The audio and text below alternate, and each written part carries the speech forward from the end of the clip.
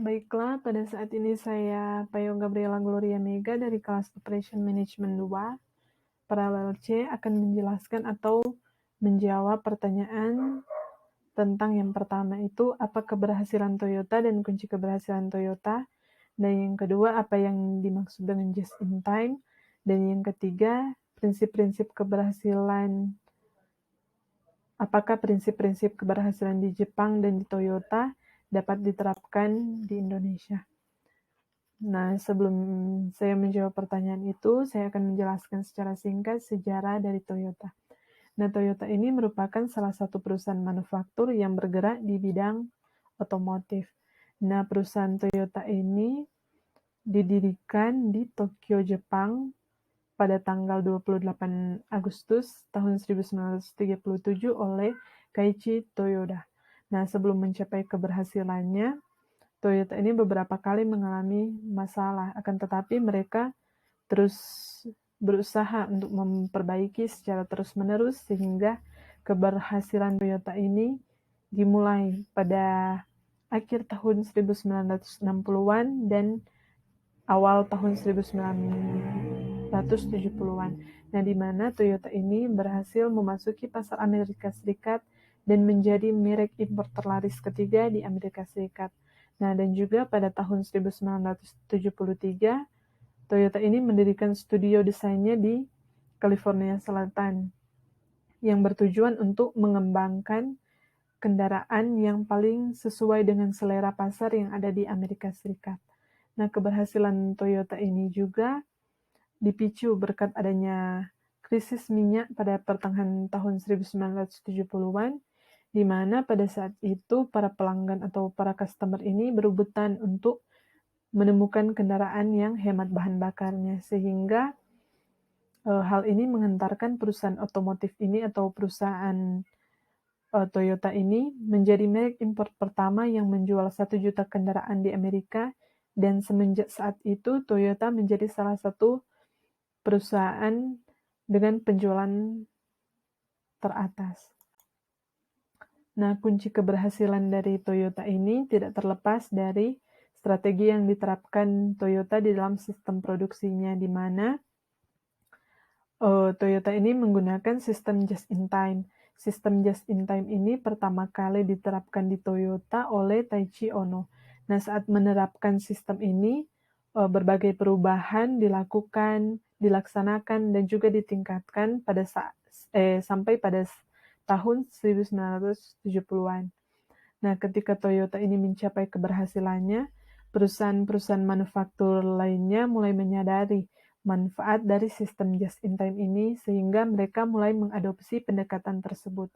Nah, Toyota ini menggunakan sistem just-in-time bertujuan untuk menawarkan produk yang berkualitas dan memiliki harga yang terjangkau dengan penghematan bahan bakar yang sangat baik untuk memenuhi kebutuhan dari pelanggan.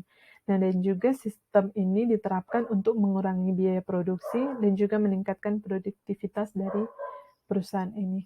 Nah, berdasarkan chapter 14, Toyota ini juga menggunakan metode Kaizen, di mana mereka ini memperbaiki sistem secara terus-menerus untuk menuju ke arah yang lebih baik lagi dan belajar dari pengalaman-pengalaman sebelumnya.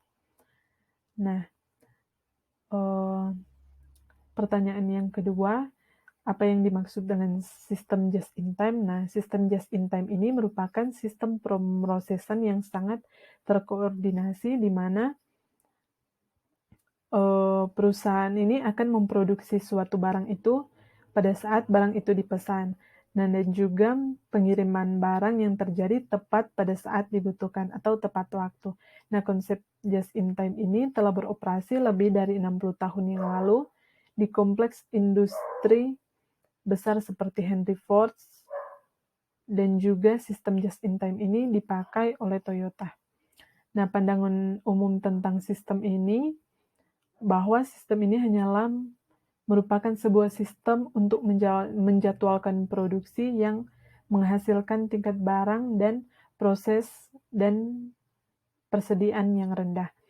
Nah, akan tetapi yang sebenarnya sistem just in time ini merupakan sebuah filosofi yang dimana dia mencakup setiap aspek dalam proses produksi, mulai dari membuat desain hingga pada saat barang itu sudah jadi dan siap untuk dikirim kepada customer dan siap untuk dijual. Nah, filosofi yang dimaksudkan di sini adalah untuk mengejar sistem yang berfungsi dengan baik, dengan persediaan yang minimal, limbahnya minimal, space-nya minimal, dan juga transaksinya minimal. Nah, sistem ini memiliki tingkat keandalan dan juga reliability yang tinggi. Dan juga sistem ini menghilangkan sumber daya yang tidak efisien dan juga gangguan yang terjadi.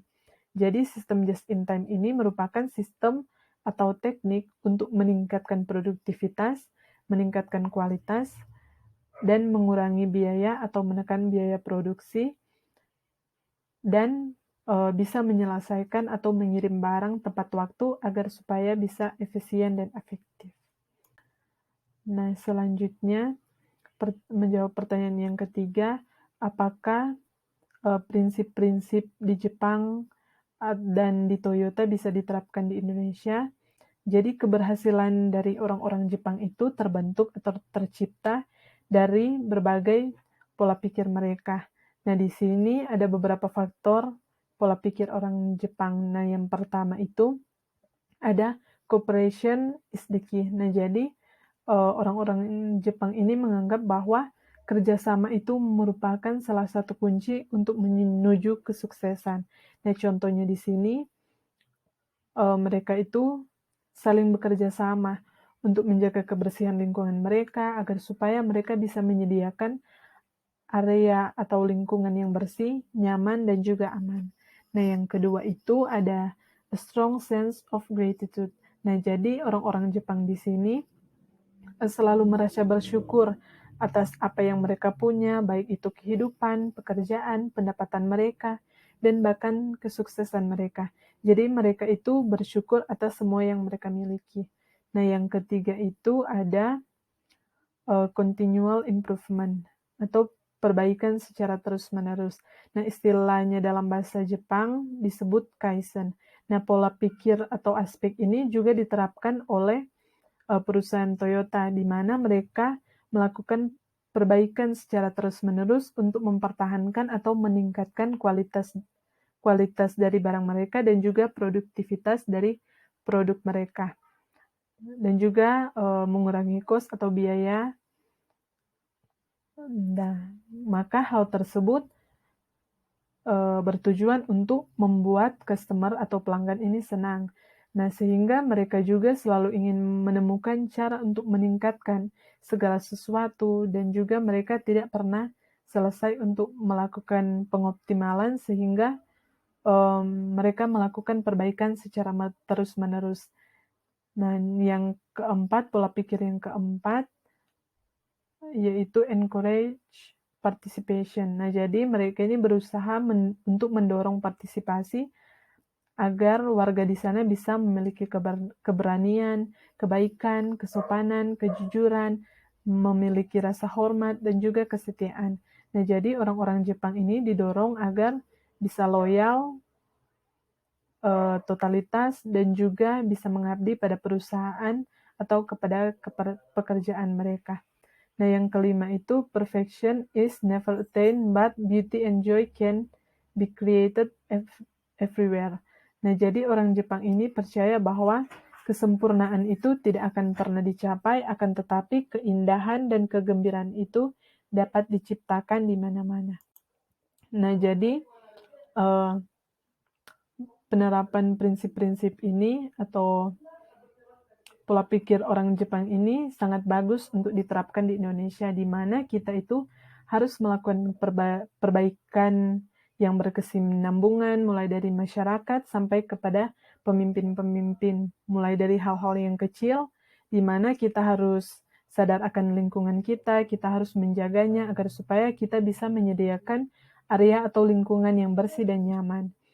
Dan juga untuk perusahaan-perusahaan kiranya bisa melakukan perbaikan secara terus-menerus agar meningkatkan proses produksi dari perusahaan mereka sehingga bisa lebih efektif dan efisien.